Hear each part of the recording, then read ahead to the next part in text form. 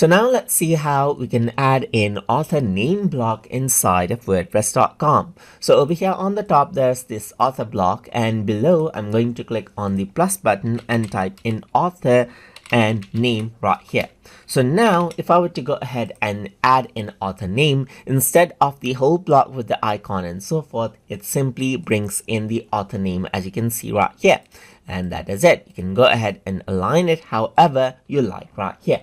So you can also link it to the author archive right here. Let's say, for example, I'm going to select this, and over here in the properties, you can link to the author archive as well, and make sure this opens up a new tab.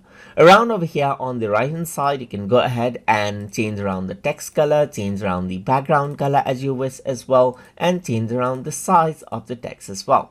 You can also go ahead and change around the padding right here just like this, and work around with the border as well according to how you want, and change around the radius as well.